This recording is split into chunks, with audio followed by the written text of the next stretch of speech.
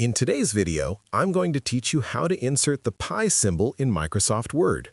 The pi symbol is widely used in mathematics, science, and engineering, and you may need to include it when writing equations, reports, assignments, or educational documents.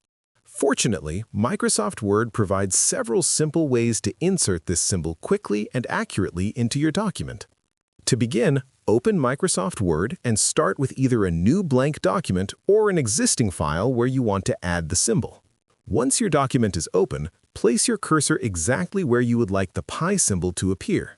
Positioning the cursor first ensures that the symbol will be inserted in the correct location within your text. One of the easiest ways to insert the pi symbol is using a keyboard shortcut. If you're on Windows and like shortcuts, here's a fast trick. Place your cursor where you want pi, hold down the Alt key, and type 227 on the numeric keypad. When you release Alt, boom, there's your pi. Quick and neat. Another option is the Unicode method. Type 03C0, then press Alt and X together. Instantly, Word converts it into pi. This is perfect if you're comfortable with codes and want a smooth workflow. You can also adjust the size and formatting of the symbol just like regular text.